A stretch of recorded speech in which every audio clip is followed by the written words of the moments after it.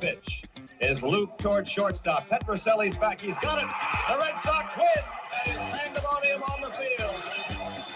Welcome to the Great American Collectibles Show, brought to you each week by the National Sports Collectors Convention.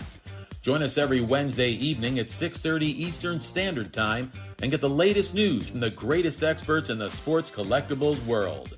You can watch us on the Great American Collectibles Facebook page, as well as YouTube, or you can listen to us on Spotify, Pandora, iHeartRadio, or any of your favorite podcast platforms. And now your hosts, award-winning sports collectibles author Tom Zappola and Red Sox Hall of Famer Rico Petroselli. High above courtside, the 18th floor of the Phoenix Towers, man. Right. 18th floor of the Phoenix Towers on beautiful Singer Island. It's freaking raining out. Well, it's been a tough week. I never saw such rain and wind. Like, it was really bad. But unbelievable where I was. tomorrow It was it's going to be in the 80s, and going forward, it's going to be in the 80s again. Well, Yeah, this is our. but anyway, This is our second last show. Second last show before we go back, from the Phoenix Towers. Before we go back to Massachusetts in New Hampshire. Anyway, yeah, it's good. It'll be good to get back. I'm sorry. We've got two more, don't we? No, one of the shows that we're doubling up on is the April show, the first week of April. I was trying to keep the illusion going. Ellen Head. Oh. All right. Anyways, welcome to the Great American Collectible Show. Tom Zapp, my good pal, Paisan, Red Sox Hall of Famer, Rico Petroselli. What is this? Worcester? No, this is saying. W? Yeah, washed up. We have a good show today. No, that's the Woo Sox. The Woo Sox. Worcester. All right, we've got a good show today. This is an important show, and we every time Tom comes on, we say this: if you don't have insurance on your collectibles, your cards, you're crazy. Number one. So Tom Finklemeier, the president and CEO of Finklemeier Insurance Company, is with us for the whole hour. Joe Orlando from Heritage Auctions, Executive Vice President of Heritage Auctions, former CEO of Collectors, President of PSA, co-author with Tom, Ellen, and Lou on many books. Joe's going to be dealing with us, joining us in a couple of minutes. Right now, our other good pal, Lee Behrens from Sterling Sports Auction. Lee comes on about once a month because he has a cool auction going every month. What's going on now? Is your auction going on yet? Yeah, I have an auction running currently that ends on Thursday, March 26th. And obviously, Lee, mostly vintage stuff. Why don't you tell us about some of the items that you have going in the auction? Yeah, we got a nice selection of high-end stuff. This is going to be a little tough with the glare, but that's okay. 1914 Cracker Jack Bender, Collins, and there's a few other ones. What a nice selection of mantles. 67 and a 6, 56 in a 3, 53 color in a 4, and 53 tops in a 3. They're all very nice presentation. So they'll be really good in the auction. Leah, are those from the same consignor? No, they get spread out between other people. You have a number of different consignors for every auction. Haven't landed one of those yet where somebody's but it's interesting, man, how and Tom, you can chime in here at any point also. It's amazing how mantle cards have not lost any steam whatsoever in any year, in any grade. It's just crazy. Mantle is red hot. He's the greatest. Everybody loves Mickey. I don't know if he's the greatest. As a matter of fact, with that being said, when we get back to Boston, I have challenged, and actually we've challenged each other.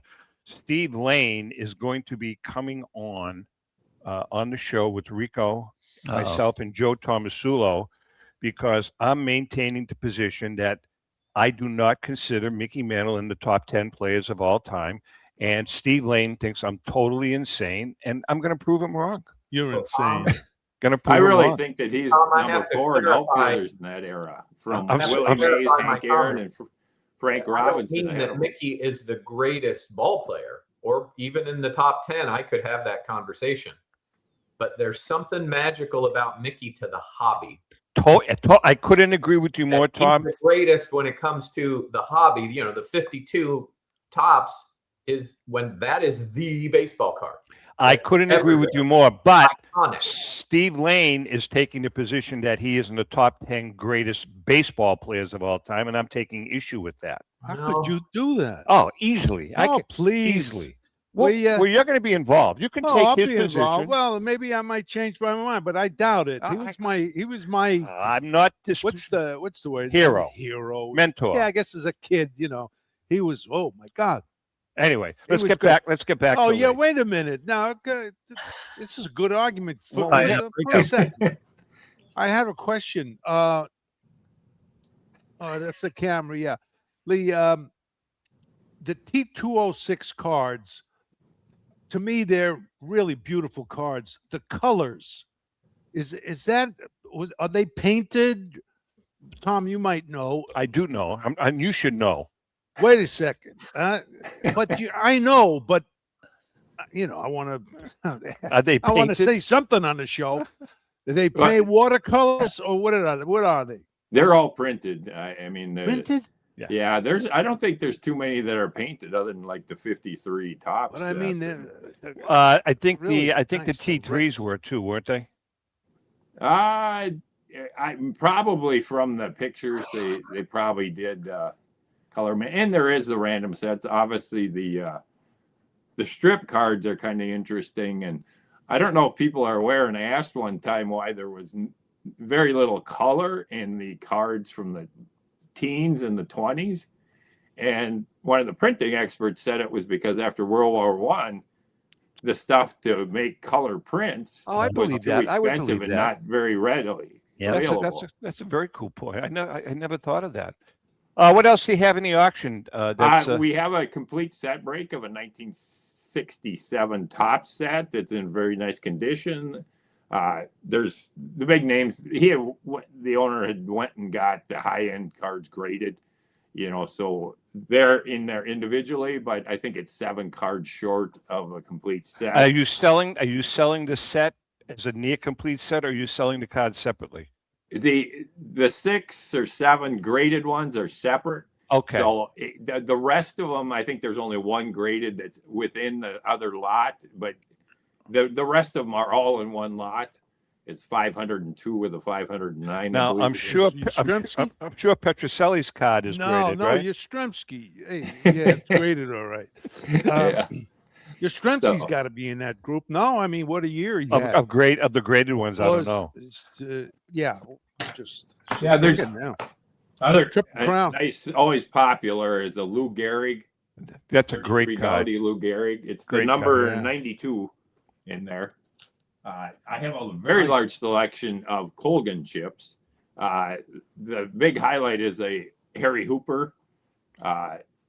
It's his rookie. Yeah. So I had one in the previous auction, and it went for almost $1,000, and I have a different variation in this one.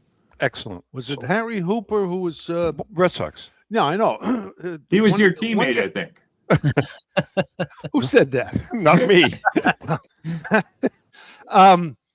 No, wasn't he? Was it him? The $100,000 outfield. No, wait a second. A graduate of one of the big schools. Oh, maybe.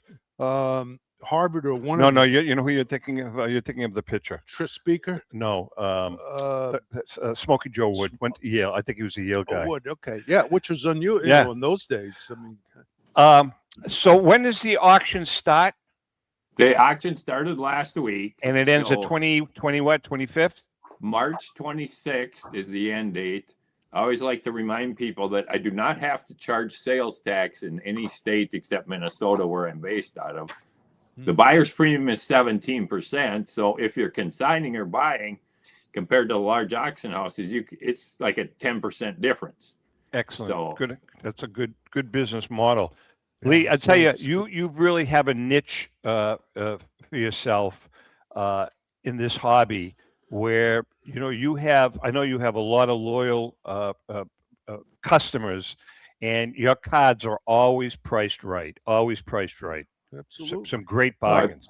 Great I bargains. appreciate that. And it's interesting because like the consigners, I've had like 5 or 6 that dump me about 15 to 20 cards every auction. That's what I figured. And an interesting thing is some like 3 or 4 of them, I get all these Washington Senators cards.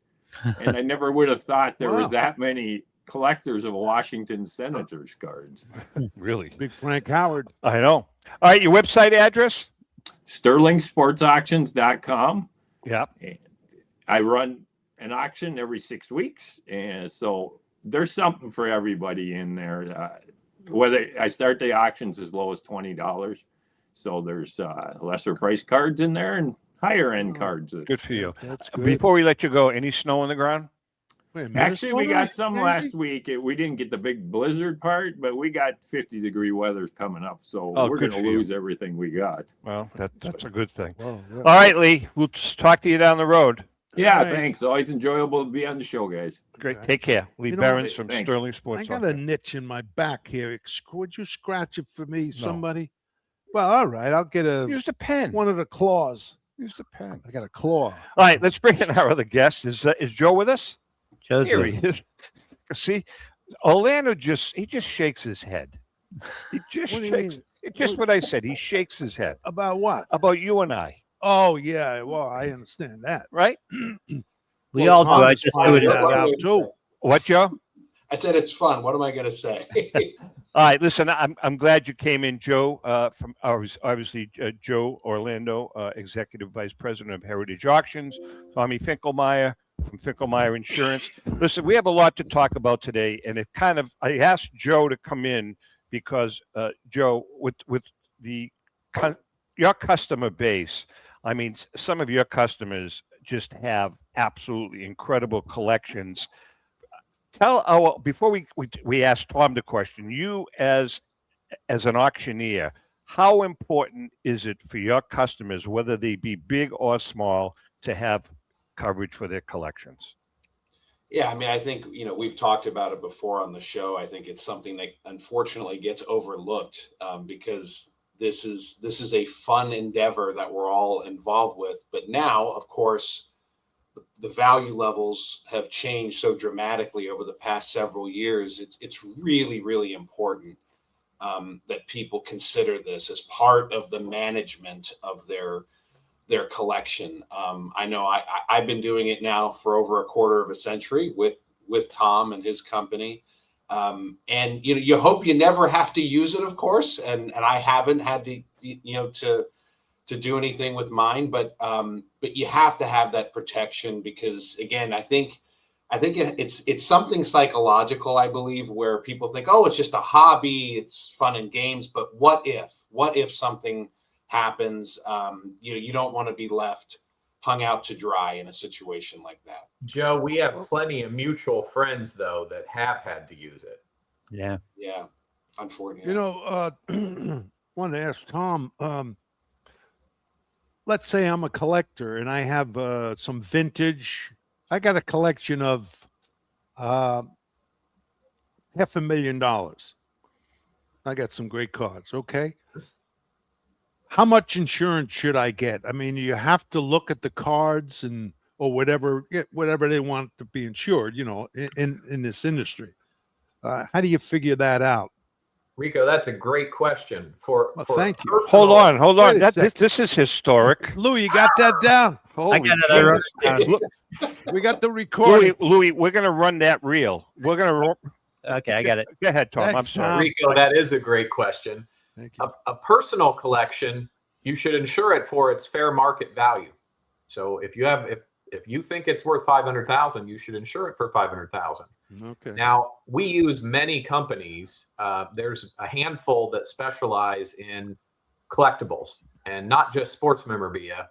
You're talking jewelry, comic books, precious moments, statuary, art. The same company that would insure the paintings in a museum is in a fine arts floater is the kind of company that would insure sports memorabilia.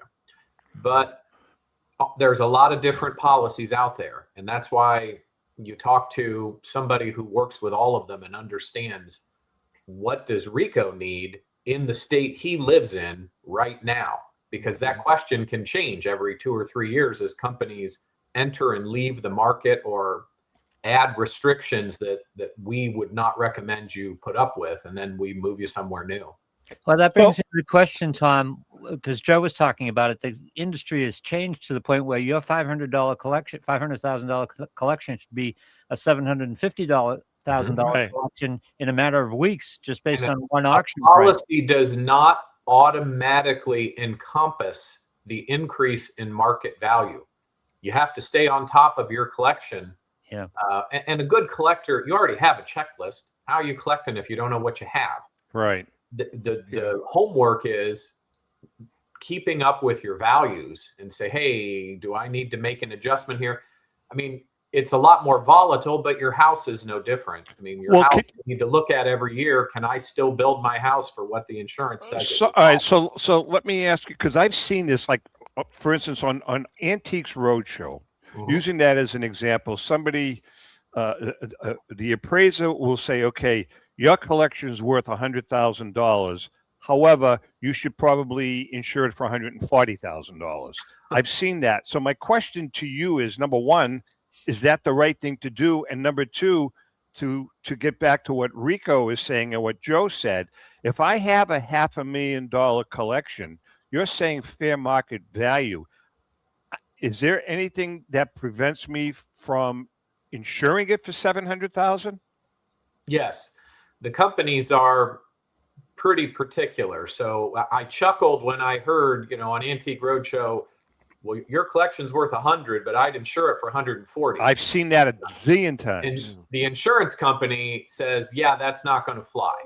If the appraiser says it's worth 100, they'll insure it for 100. And the more valuable the items, the more invasive the insurance company. So for example, if you buy the Jordan flu shoes, they're going to want to see a third party appraiser to substantiate the value before they put, $600,000 on a pair of shoes. Gotcha. Now in the small realm, under $10,000 an item, they'll typically accept comps. So, and that's the way a lot of collectors, you just look and see what stuff's trading for, closed auctions on eBay or at Heritage, and you look for comps. And that's usually okay. But the bigger ticket the item, the more particular the insurance company is going to get, because from their mindset, they're not trying to turn your collection into a slot machine. I gotcha. They don't want to over insure it, because the name of the game is indemnify. Theoretically, and of course in the memorabilia world, you can't always get a direct replacement. But theoretically, if you had a PSA 452 mantle burn, you should get enough money to go buy another one. Gotcha. But you shouldn't get enough to upgrade a grade. Joe, I can sign something to you for an auction, whatever it is. Do you guys, I have a 52 mantle. I want to put it in your auction. I have it insured. What happens when I hand you that card and on your end of it? If do you guys take insurance out on consignments? How does that all work?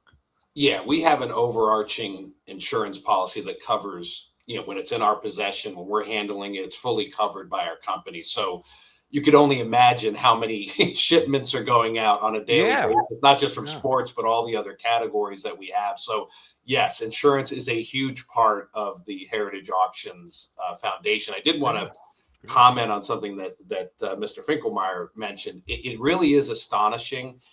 While people like myself and many other collectors have checklists and we keep records and, we try to be as organized as we can, I think it would stun most of your listeners to know how many collectors that have really valuable collections have no checklist at all. It would astonish. I'm talking about collections that have millions of dollars of material in them, and there's no sort of central checklist or central inventory management system, whatever you want to call it. Do you guys try to advise them on that, Joe?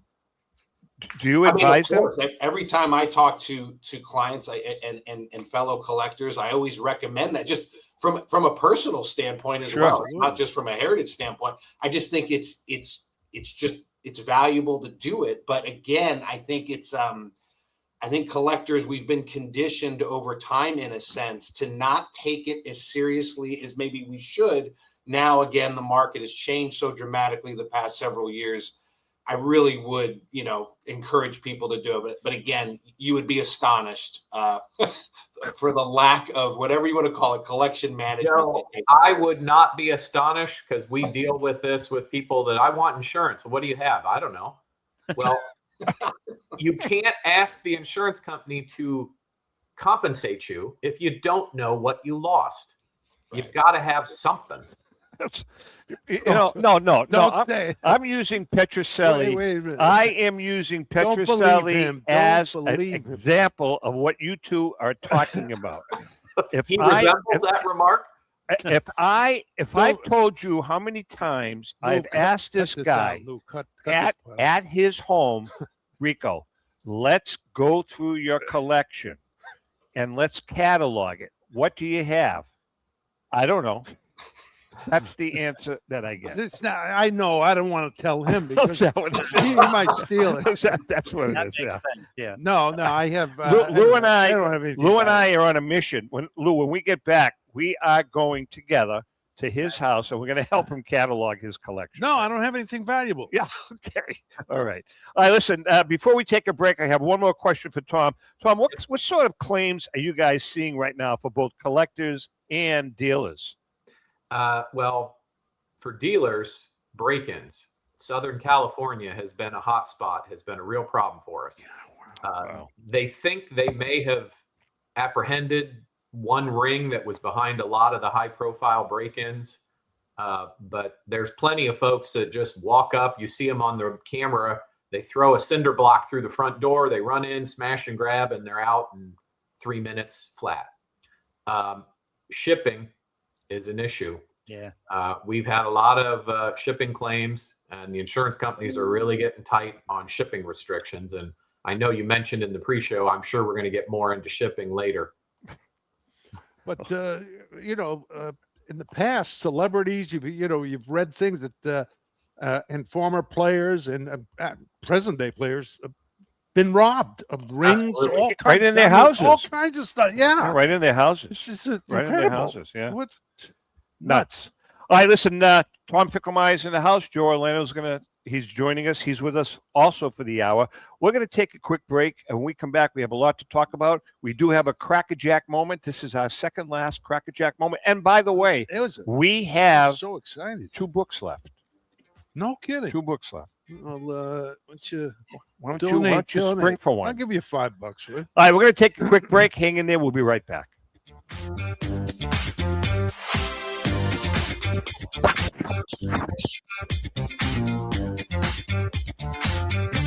1996, Brian Drent and the staff at Denver's Mile High Card Company have led the charge in the collectibles hobby. Mile High is a full-service dealer specializing in buying and selling cards and offers a competitive consignment program for all collectors. Whether it be their computerized want list service, appraisals, or auction services, Mile High has it all.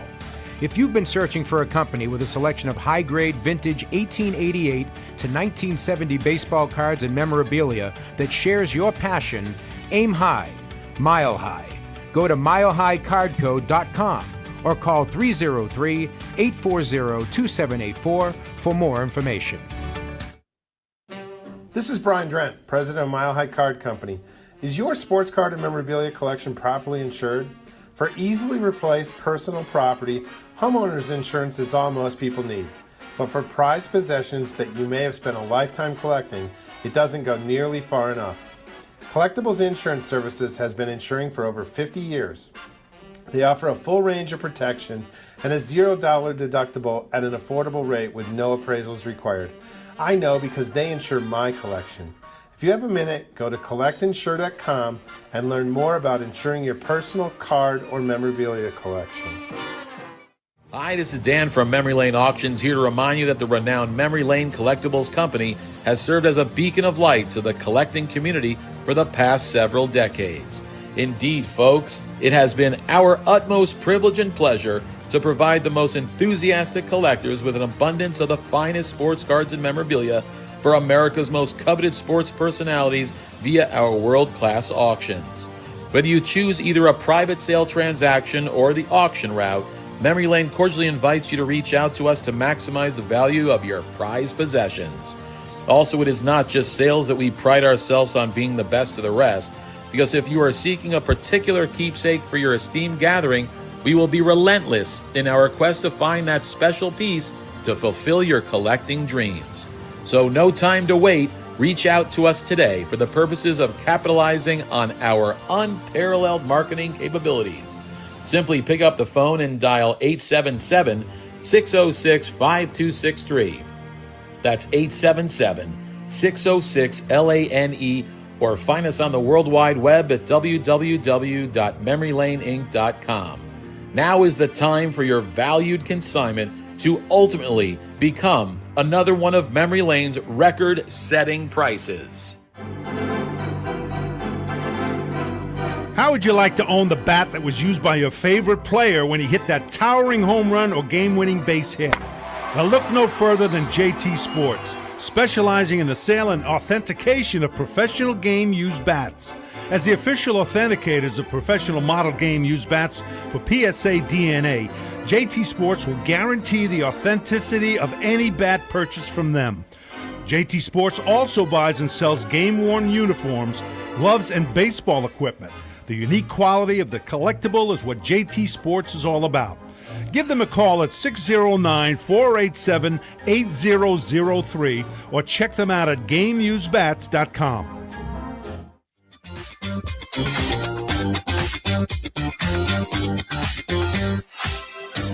Okay, we are back. Tom Finklemeier from Finklemeier Insurance and Joe Orlando from Heritage Auctions in the house. Joe, you know, I still love that Babe Ruth behind you, the card that never was. That was genius. That was genius. And that was your idea when we wrote that book. That was your idea. What was the artist's name? I don't remember. Don't do that. Arthur Miller. No. What's his name? Arthur Miller. Arthur Miller. Yeah, he did it. Look, Arthur gets the credit. I mean, that's it looks exactly like you would imagine, you know, if there were such a thing as a 1950s. But you came up with the idea. You said, hey, what do you think about, because Babe Ruth is not in the Cracker Jack collection. What about, we call it the Babe Ruth card that never was. And I'll tell you what, man, that was really popular. Really popular. Yeah. I just wish they were real. I guess start issuing 5 or 10 of them and just make some money. Yeah. Actually, I have a couple. Actually, Joe gave me like the last 10 that existed. I have them. Oh, wow. All right, it's time for another Cracker Jack moment brought to us each week by our good friend Paul Borges and the gang at PB Collectibles. Go to pbcollectibles.com for that special vintage card at an amazing price. This week, one of my favorite players of all time, Rico, a Red Sox great, played for Cleveland, but he was a Red Sox great, Tris Speaker. A standout both offensively and defensively, the Gray Eagle can certainly be included in any discussion as one of the all-time greats. With a lifetime batting average of .345, very close to Petrocelli's, along with over 3,500 hits, Tris Speaker either sits near the top or leads the league in a number of categories, nearly 100 years later. With most career doubles, 15 career hits, most career outfield assists, and 1,529 career runs batted in, Speaker is considered one of the 5 or 6 greatest outfielders, along with the likes of Ruth Cobb, Williams, Mays, and Musial. Clemente, or whoever else you want to include in the list. In 1912, his greatest year, Speaker wowed Boston by amassing 53 doubles, 222 hits, a league-leading 10 home runs at the time, and 52 steals, along with a .383 average, earning the Chalmers Award for Most Valuable Player. Overrated. A darling of the Boston fans, Speaker became known as Spoke. He was given the nickname by teammate Billy Carrigan, who would shout out Speaker Spoke. whenever Tris got a hit. His 1912 and 1915 Boston teams were World Series champions. Although successful on the field, there were tensions in the clubhouse and with management. After a salary dispute, Speaker was traded to the Cleveland Indians, where he continued to excel, beating Cobb for the batting title in 1916. Beloved by Cleveland fans, he went on to bat over .350 for 7 seasons. He had a very successful career as a manager for the Indians from 1919 to 1926, leading them to a World Series championship in 1920 with his inspirational play in center field. After his major league career, the Gray Eagle was part owner of the Kansas City Blues before returning to the Indians as a scout and broadcaster. In 1947, Speaker again donned the Indians uniform as a coach, working with young players. He was inducted into the Hall of Fame in 1937.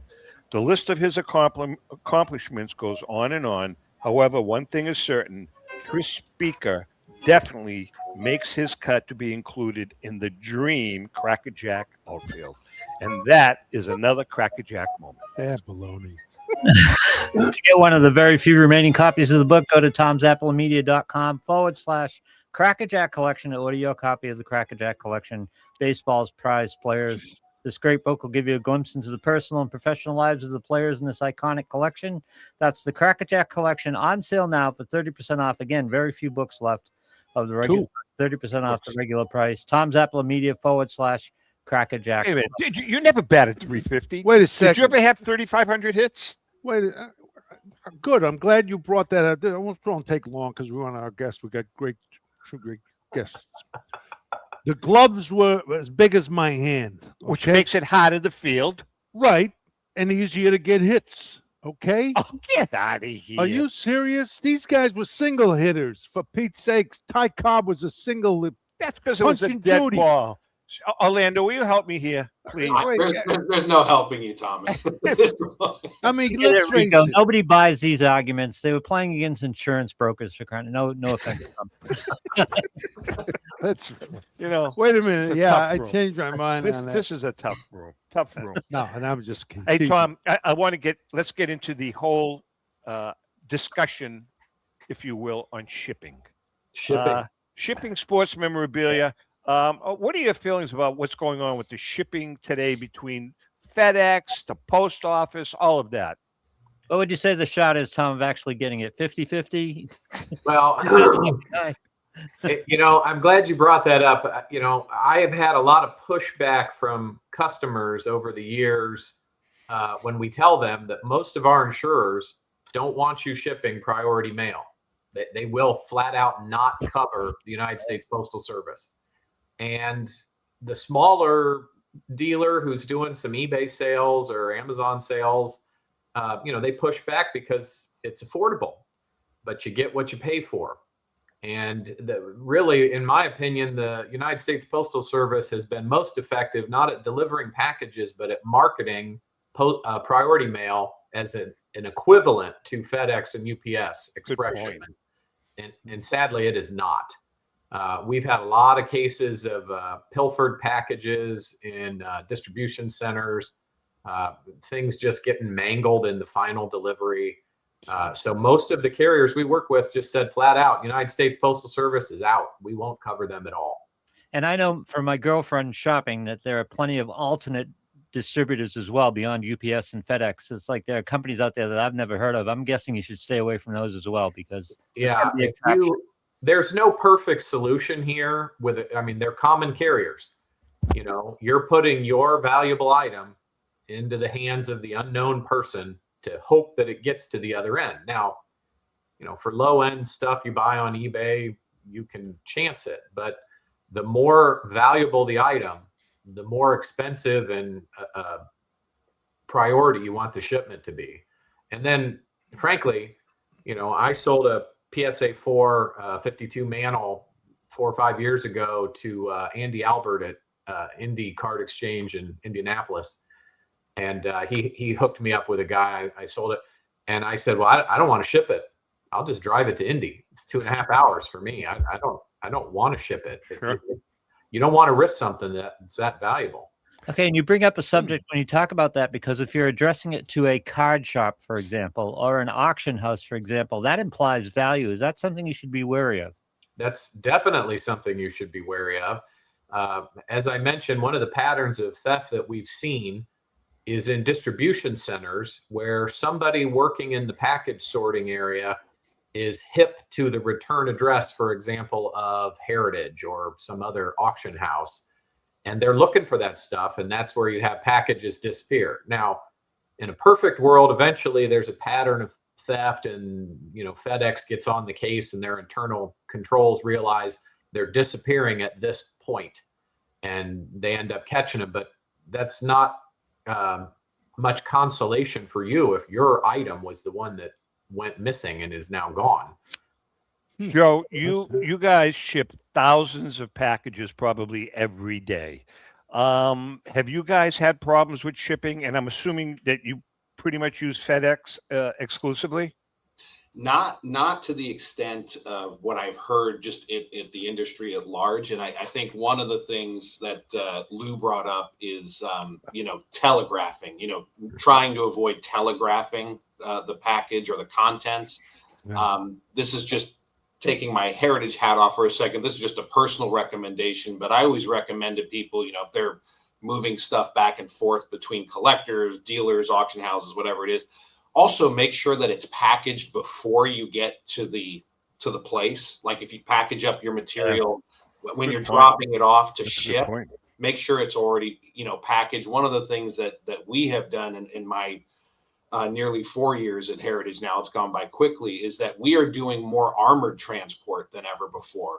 When I first started, we used armored transport for a certain value level and higher, and now we have brought that value level down to accommodate more shipments. So we are going with the armored transport option more than we have in the past. So look, I mean, as Mr. Finklemeier has pointed out here on the call or on the show, you got to use common sense, and you get what you pay for. So, make sure you get signature required, make sure you get a tracking number. I mean, however you're doing it, it's worth it. It's worth paying a few extra bucks and doing it the right way. Hey, I was just reading. I want to ask you guys this. I mean, Tom, this is nothing to do with the sports memorabilia world, but I want to get your opinions. Lou, you too. So I just read. Did you guys read about the Ursay? I'm sure you know about the Ursay auction at Sotheby's. Yeah. And did you see what they got for the Beatles stuff? It was like incredible. Ringo Starr's drums, the original drums, $2 million, $1.9 million they got for that. And something like, I think it was the Rickenbacker was like a ridiculous amount of money also. Yeah. I would think that the Beatles, that Joe, I'm surprised you guys. How did you guys not wind up with that consignment? Hey, don't get me started. We would have loved to have represented it. I mean, it's a tremendous collection, but I think to your point, Tom, it just goes to show it doesn't matter if you're talking about rock and roll, right, comics, sports, iconic stuff brings huge prices. That's where the really big prices and the really big premiums are being paid, and they continue to be paid because that, it's kind of like the whole beachfront property concept that we've talked about before. It's just, It doesn't matter what category we're talking about. That's the stuff that tends to pull away from the rest of the pack over time. Mm-hmm. So that I think you saw that in his collection because he had such a great representation in music and, rock and roll. Just amazing. Telegraphing. What telegraphs more than shipping a guitar? I mean, nothing looks like a guitar when it ships. That's true. I mean, it's a pretty distinct shipping shape. Well, I want to ask Tom, what kinds of insurance might a dealer need that they don't know about? They don't realize that they know it. And also, I want to ask you about this too. What about these collectors that keep their stuff in their own safe in the house? Let's say they think it's, pretty safe. We'll unpack. There's two things there, and this ties into Joe's comment on the telegraphing in your shipments. People who collect are passionate. People in your circle know that you're a collector, and that's a big part of your life. But in a lot of small towns, over the years that they'd have Tom Finklemeier, collects cards, and I'm holding up cards, and you end up in your local newspaper. Yeah. I counsel my clients all the time, anonymity is your biggest defense. You do not want to be on the front page of your local paper, with a pack of cards saying, "Oh, these are worth a ton of money." Well, That's a good point. World on Wheels are not worth a ton of money, but I like non-sport. But you don't want to do that, because you make your home a target. Because there are lots and lots of people that realize that I could probably flip that stuff for easy cash. And in this day and age with the internet, I can find out your home address pretty quick. And so can the bad guys. Yeah. You mentioned a safe, Rico. One of the key things about a safe, whether you are a dealer or whether you are a private collector, bolt that thing to the concrete floor or to the building. I can't tell you how many of these break-ins of sports card shops, when they have the news report, they say, yeah, they got into the back room. They just took the whole safe with them. Yeah. Take the safe, and then they're acetylene torching it while they're busting open a can of Natty Light in somebody's garage, and they'll get in it with enough time. I watched Animal Kingdom. I saw all that. Yeah. Yeah. You gotta secure that to the facility. Now, go ahead. Tom, no. I used to hang out with an insurance adjuster. I think I've told you this before, and there are a lot of. I remember her, Lou. Yeah, she was a cute little thing. Yeah, she was. There are a lot of memorable stories. Is there ever a dog ate my baseball card collection story or anything like it? What comes to mind about unusual claims that you've had? Well, sometimes you have claims. I don't know that they're particularly unusual, but we had one within the last 3 years where the store increased their collection inventory from 1 million to 1.5 million. And within 30 days, they called and said, "Oh, we had a flood loss." And I said, "Oh, how much water got in? 3 or 4 inches." And I said, "Okay, well, that, it's probably not going to be that bad of a loss." And they said, "Oh, no, it's going to be a total." And I said, "You had 3 inches of water and everything's a total?" "Well, yeah, everything was on the floor." Oh, God. And I said, "Come again?" And, I'm what are they thinking? Google photographs of their store, and there's display cases and racks and what are people thinking? Well, that particular claim, what they were thinking, at least the insurance company, is fraud. Yep. And so that, that there is, we just happened to put everything on the floor, and then there was a flood. There was heavy rain predicted.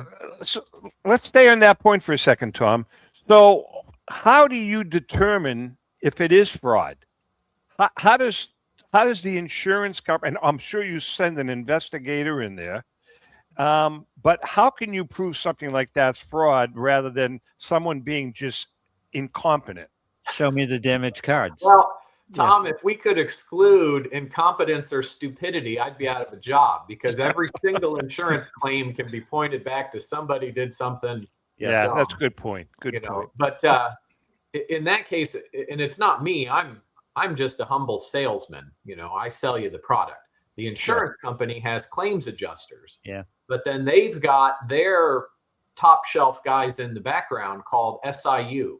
And if they think something's fishy, they call in the special investigation unit to handle that claim but something has to trigger their sixth sense. Something about your claim, like, "Oh yeah, the day before the flood, we put everything on the floor."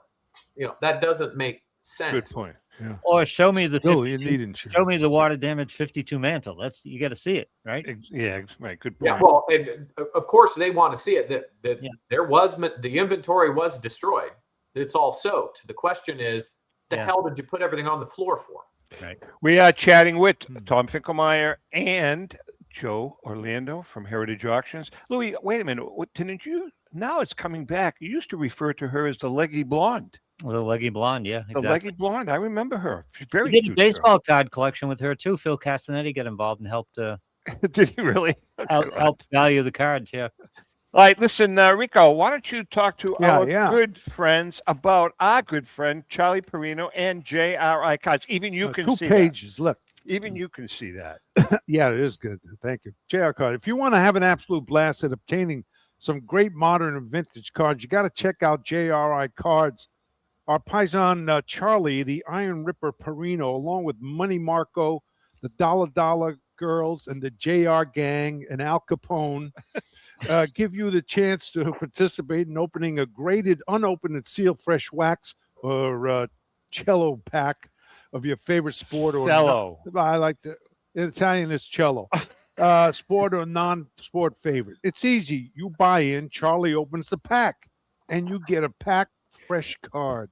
It's that simple. As a matter of fact, if you pull that special jewel, the guys at JR Cards will even have it graded for you on the house. That good? Yeah, it's real good. Yeah. Featured in the LA Times, ESPN, and USA Radio, JRI is the hottest card pulling show, page 2, on the internet. Charlie and his staff make it fun, entertaining, and enjoyable. We had a blast there. Yeah, we did. With his collection of hats and sound effects. Beautiful studio he has. And don't forget that JRI donates a part of their proceeds to various charities.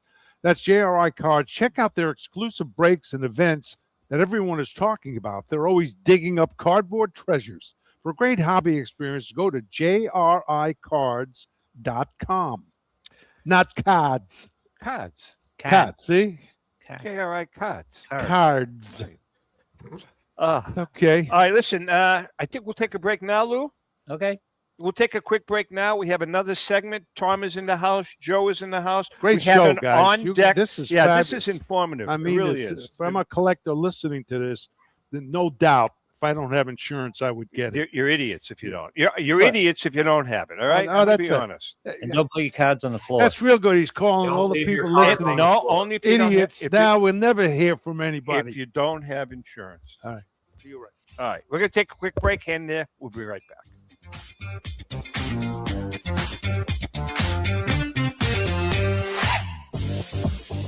Is a family-owned and operated online auction specializing in autographed memorabilia, sports cards, coins, art, and collectibles. Since their founding in 2010, they've grown to 2 facilities in Phoenix, Arizona, totaling over 60,000 square feet. Jared Cavalier and an incredible staff of over 150 team members serve a very large customer base and enjoy every minute of it. By working with leading authentication companies, Pristine ensures all items are 100% authentic. In addition, third-party authenticators regularly travel to Pristine Auction to provide authentication services on site. Pristine Auction strives to operate its business in a way that's honoring to God, their families, and their customers. With a strong focus on speed, quality, and premier customer service, their mission is to be the leading online auction for every level of collector and fan. Pristine also works for Hope Sports and Identity Hoops International, traveling to Mexico to build houses for the less fortunate. Pristine Auction offers several online auction formats with thousands of auctions ending each day. For more information, go to pristineauction.com. That's Pristine Auction, the best in the business. If you are a discerning collector interested in owning the most important pieces in the hobby, look no further than Leland's Auctions. The original sports auction and appraisal house, Leland's was established in 1985 by legendary Pioneer founder Joshua Leland Evans. And today, President Mike Hefner carries on their tradition. From the Tom Brady card and memorabilia collection to the famed Boston Garden auction to high-end card auctions from every major sport, Leland's has always maintained the highest standards. Go to Lelands.com and get your bid in. That's Leland's, the hobby's leading sports auction house for 4 decades.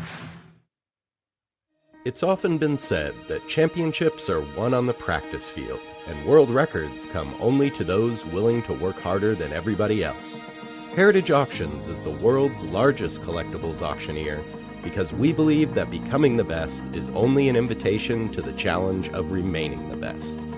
This requires the skills of the hobby's top experts, capable of identifying and maximizing value for our consigners.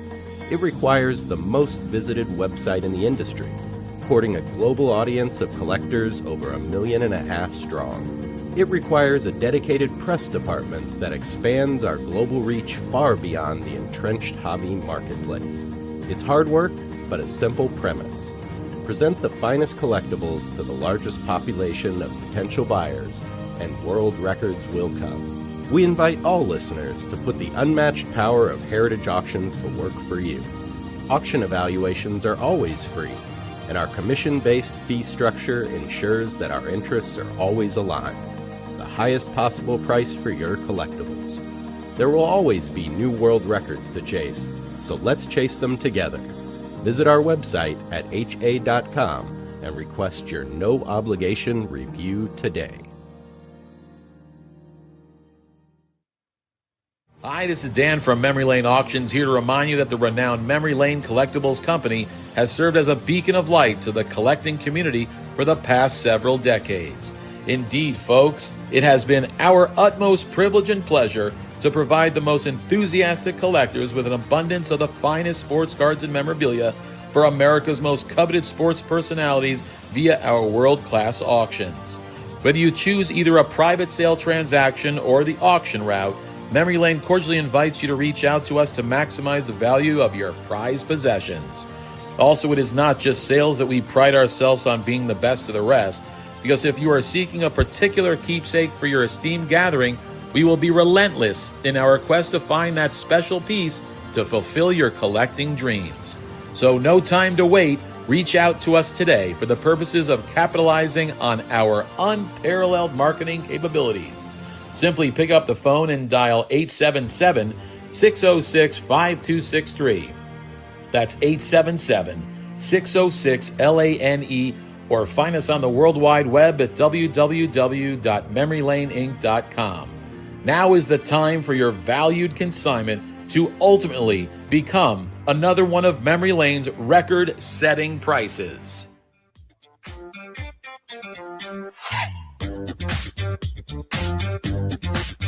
Okay, we are back for our last segment. Tom Finklemeier, Joe Orlando, Rico Petrocelli, Lou Blasi, Tom Zappala, and speaking of Finklemeier Insurance Agency, Finklemeier Insurance Agency has been insuring collectibles since the early 80s.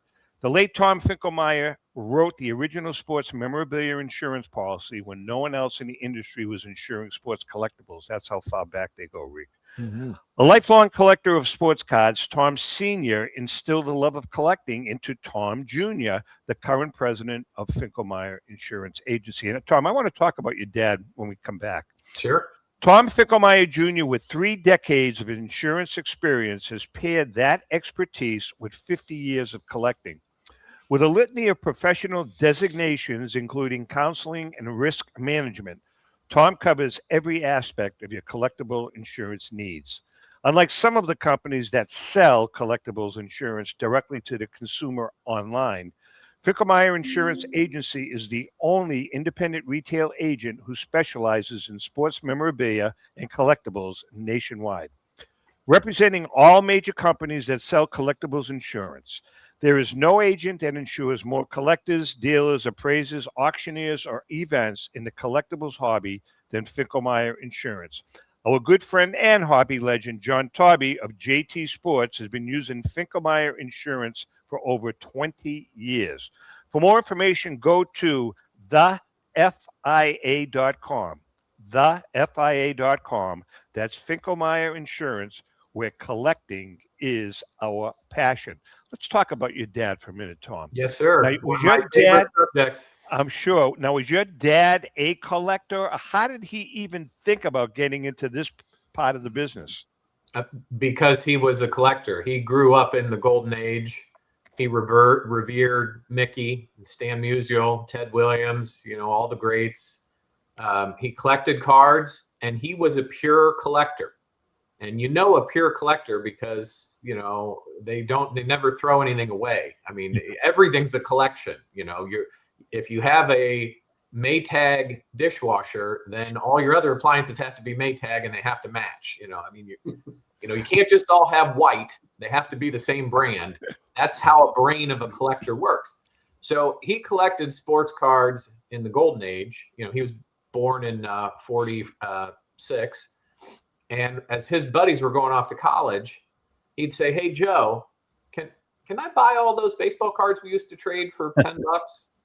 People said, "Sure," And when I tell that story, people say, oh, well, your father, oh, he was a forward thinker. No, he wasn't. He never thought they'd be worth anything. He just wanted more baseball cards because he loved them. Very cool. Loved them. Loved collecting. So later in life, he got drafted and went to Vietnam and enjoyed 11 months of jungle combat. Oh, God. When he got back, he thought he was going to sleep on the couch, but my grandfather, who was a made man, who put himself through UC Medical, surgeon, big man in a small town, grandson of German immigrants that became the Finklemeier family. He said, I got an appointment for you to work at Salina Mutual Insurance as an adjuster trainee Monday morning, 8 o'clock. My dad said, well, I was just in a war. Can I take a break? Take a month off. And my grandpa said, nope, it's WK with OR in the middle. You're going back to work. You've got a baby son. You got to support your family. Go to work. And Dad said that was probably the best thing that could have ever happened to him because he put Vietnam on the shelf rather than dwell on it, and went back to his life, paid his mortgage and raised a ne'er-do-well son and 2 daughters. I don't know about them. But so he became an agent eventually. He quickly realized he thought the money in insurance would be selling it, not working for a company. Sure. And he became an agent, and he was still active, collecting and going to sports card dealers. And they'd say, hey, Tom, we can't get insurance. Nobody will touch us. What can you help me out? And he said, well, let me look into it. So there were already programs for stamps and coins, but there was nothing, they thought all the sports memorabilia dealers were, kind of East Coast Guidos with big fat wads of cash and a gold chain in their chest hair. Careful. They weren't wrong, because I've known a couple of those dealers, but, so Dad went to him and said, why won't you, you'll do coins and stamps. Why won't you do sports memorabilia? And they said, well, we don't know what it's worth. We don't know how to double check it. And he said, there's this brand new guide by this guy named Beckett who tells you how much those cards are worth, just like you can get a coin guide and a stamp guide. And so a company at the time, St. Paul Insurance, said, yeah, we'll do that for you in the state of Ohio. So he started making the rounds in Ohio, getting predominantly the businesses, sports memorabilia businesses, but also individual collectors. And then around 1983, 84, we partnered with Travelers Insurance, and they said, hey, what are all these little business owner policies that you got? They were looking for opportunities in our book of business. Dad said, well, I got this little program to do sports memorabilia collectors and dealers. And they said, hey, that's really neat. You want to go national with that? Dad said, why, yes, I think I would. So Travelers Insurance bought our agency its very first IBM AT computer back in, 83. Dad only let me touch it once to play some asteroid game. I thought, computer, I thought that was pretty hot stuff. And the rest is history. I grew up with Dad collecting, buying bulk, breaking packs, making sets. So it's in your heart, Joe. I don't think I've ever asked you this question in all the years we've known each other.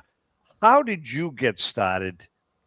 I mean, as a kid, your dad just, bring you to card stores, or how did you develop a passion for it yourself? Rico wants to answer. Fifth time he's asked. I've never asked that question. Fifth time. He's forgetting. I have.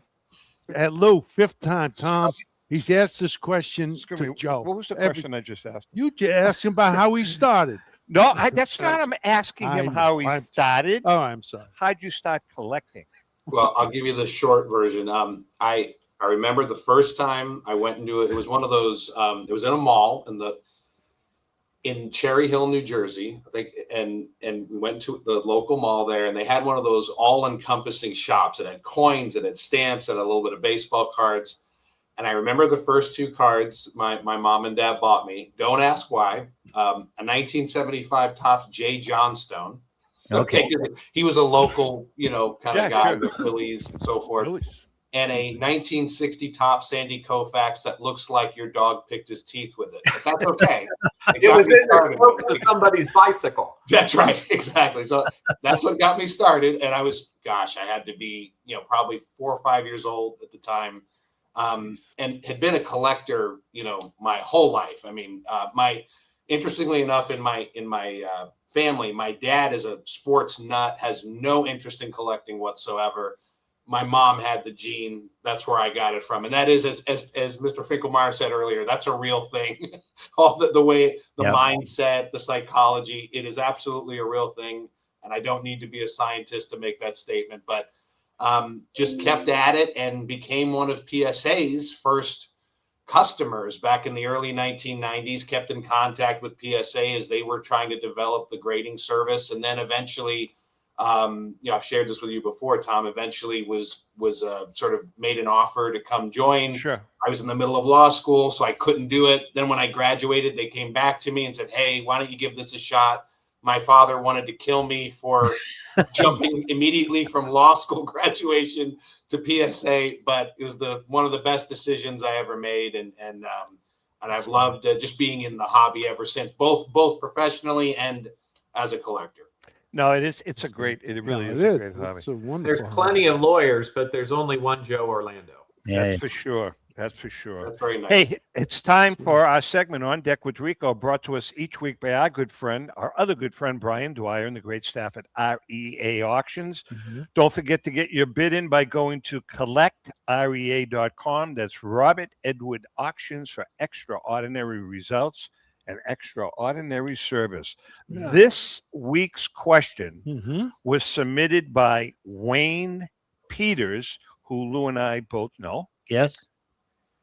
I like this question, Rico. And by the way, guys, jump in here.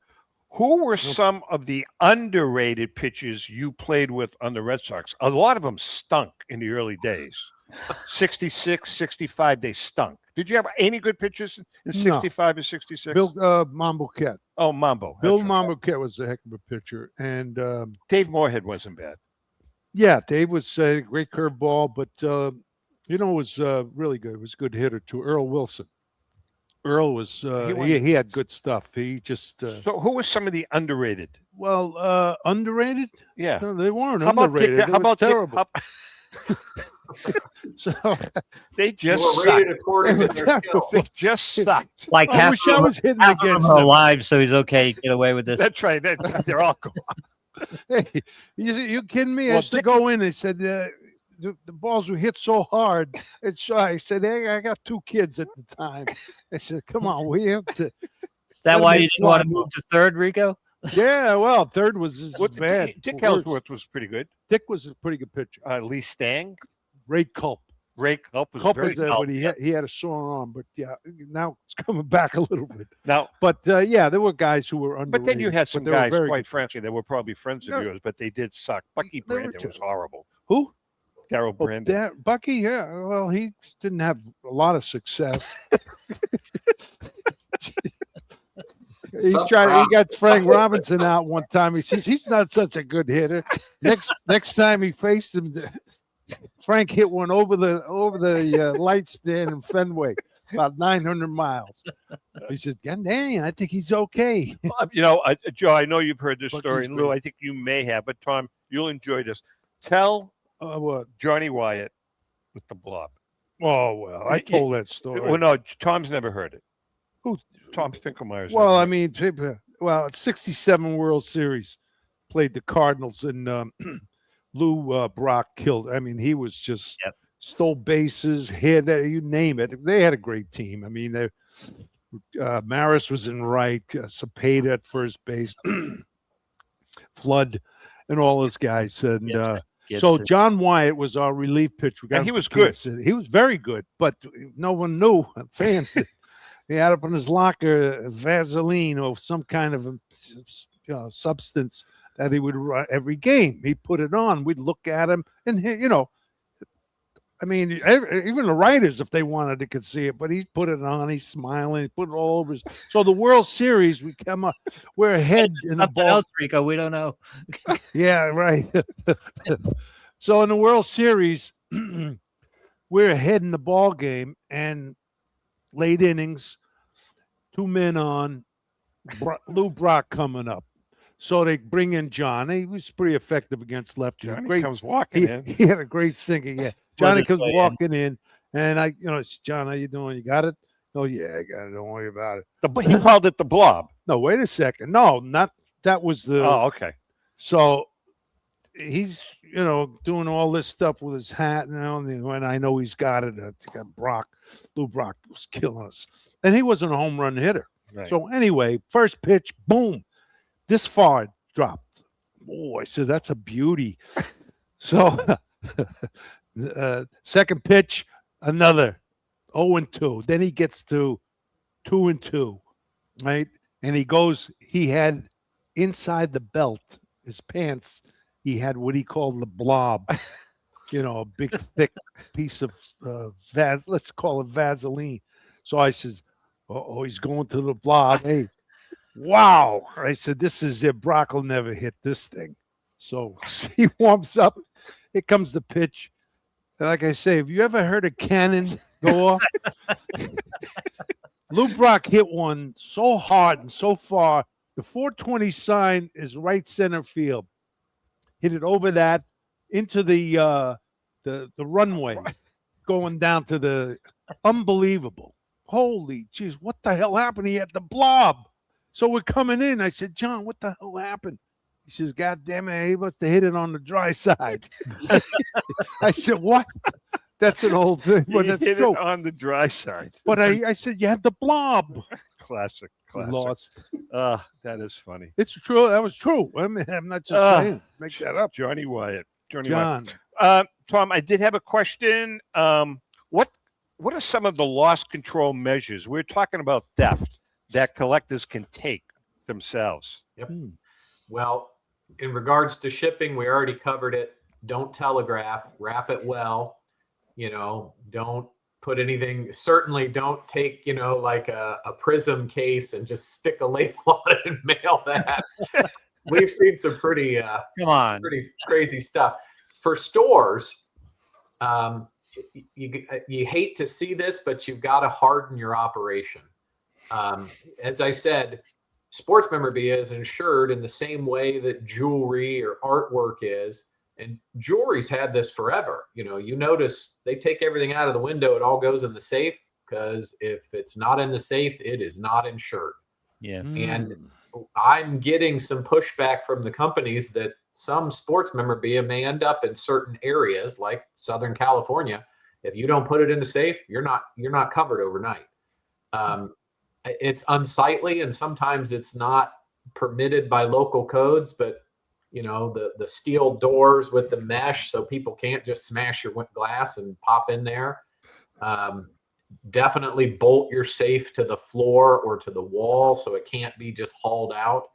And then be thinking. We've seen people tunnel in through the crawl space of the adjacent store and come up through the floor. We've seen people come in through the AC and drop in through the ceiling. I wish these people would put the effort into a legitimate endeavor that they do into theft, and maybe they could make a living doing that. Really? I'm like, it's like Mission Impossible. Who comes in through the crawl space to steal a bunch of baseball cards? But I guess they find a way. Yeah, that's showing up for work. burglars. Do insurance companies do recovery efforts? I'm thinking the smash and grabs at stores. There are graded cards that are serial numbered, and we know where they are. Do insurance companies try to recover? They do, but if they're sophisticated enough to do that, they probably have some method to crack the cases. Yeah.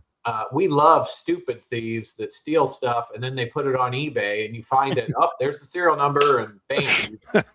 But you never recover everything, Lou. Yeah. You only get a portion back. I mean, you have the stuff that was stolen from J.P. Cohen from the Strongsville show a couple of years ago. 2 of those cards are still outstanding. They caught the guy. They got most of it back. And the guy's in prison right now, but he wouldn't give up what he did with those last 2 cards. And that was an inside job. He worked there. He worked at the that guy hotel. worked for the Best Western. He was Yeah, like worked for the hotel. I remember that. So you never know. Hey, Rick, tell us I'd like about to the tell you another sports show got a coming big up. show coming into Boston. Yeah, the Northeast Sports Card Expo returns to the Boston area on Saturday, March 28th and Sunday, March 29th at the Marriott Boston Quincy in Quincy, That's a Mass. nice venue. For a huge weekend for collectors. Too bad we won't be there. With 26,000 square feet of expo space and 180 plus vendor tables, the show is loaded with sports cards, sports memorabilia, non-sports cards, Pokemon to me, toys, Funkos, and more. What the hell's a Funko? Plus on-site authentication by JSA. Whether you're buying, selling, or trading, everything you're looking for is under one roof. Tickets are now available. Listen to this. All autograph guests at the Northeast Sports Card Show in Quincy will offer one free autograph with paid admission. Some of the autograph guests appearing at the show, look at this. Tim Sweeney from the Boston Bruins, former. Ronnie Lippett, former New England Patriot. Russ Hochstein. I know, I call him Lippett. Italian. Russ Hochstein, Manny Del Carmen, boy, he had great stuff. For Short time, he wasn't that good. I know, but Jim Longborg, Cy Young Award winner, teammate of mine. Taylor Layer, former Philadelphia Flyers, played with Gigi Marvin, played in the movie Gigi, right? U.S. Olympic gold medalist. She's really. Oh, this is she, isn't it? Jamie Parker, who we know. Jamie's been in the New England area a long time. She's terrific. Spike Dudley. Dudley Do-Right, right? Yep. Former WWE wrestler. Wrecking Ball. Wait. I don't know who this guy Wrecking Ball Legursky. Do you know who he is, Joe? NWA superstar. He's a wrestler. Well, I know. From The Sopranos, John Fiore, that's Gigi. Yeah. And Frank Santarelli, who's Georgie. Georgie and Gigi? I don't think so. Real names are real good. The mob. Jim Bowman, former New England Patriots, and more. Raffle prizes, free commemorative show poster for the first 200 attendees. That's a good deal. Attendees each day. Sports mascot appearances include Slide, Pat Patriot, and Pikachu. Pikachu. Pikachu. Kids under 12 get in free. Don't miss the Northeast Sports Card Expo in Quincy, Mass. Get your tickets today at www.northeastcardexpo.com. I mean, you wrote a book here. What the heck? Actually, they wrote it. I didn't. Well, write they it. wrote a book. Well, I mean, how much you need half the show to do? I didn't. But they're I didn't good. write it. Yeah, well, they're very good. Anyway, so yeah, we've gone to that a couple of times. I'm only kidding. That's You know, I George like to Pep show, joke isn't it? around. I'm sorry. That's George Pepdonovic's show. Yes, it is actually. Yep. Good guy. Good guy. Good guy. That'll be a Actually, good they're going to show. come on. They're going to be on. They may be on the week after next. One of them, either Jim or John, they're brothers. Before the show. Huh? Yeah. Oh, yeah. All right. I guess we're just about out of time. Wow. Tom, people love what you're doing, and guess what, man? It's important. If they, I've said it a million times. You need to have insurance. Yep. And as Joe stated earlier, in this hobby, for some reason, there's a lot of people that are not insured. It's crazy that you don't. Joe, what's on the horizon for Heritage Auctions? You got some stuff coming down? Yeah, we've got another big auction going on right now. It closes on the April 3rd and 4th. It's primarily a card catalog, but it's already at $6.5 million, and we only have 3 weeks to go or so. So it's doing pretty well. So we're $6.5 the market is strong in just about every category imaginable. Hey, just a quick question for both of you before we leave. Joe, you guys on the modern and ultra modern really still strong? The market. Yeah, there was a it's interesting. Like we had that COVID. There was a little dip. There was Yeah, a little bit of a dip. But what was really interesting is that I think that's the first time in my hobby life that I saw that happen. But then it just bounced right back. Usually, if you go back through the last 4 decades or so, when you would see that initial sort of modern dip or ultra modern dip, it would stay down for a while. It bounced right back inside of a year and the prices. I mean, you see the prices Crazy everywhere. They're still very strong. And Tom, before we let you go, percentage-wise, vintage versus modern, what is the split there as far as insurance goes? Is it more modern, more vintage? What is it? It's 50-50? It's hard to say, but when we don't typically see a collector's entire inventory. Right. You get the aggregate. See the high ticket items, and what drives it is mostly vintage. I have one super large collector who's into high end basketball, a lot of hoop stuff that's more modern. But the bulk of what we see, it's people that collect vintage is always, I think, going to be king, because nobody was socking that stuff away. No matter what you come up with from about the 70s to today, somebody's sitting on warehouses of unopened products somewhere as a speculation. Whereas the 52 mantles that exist, it's happenstance. They just happen to survive.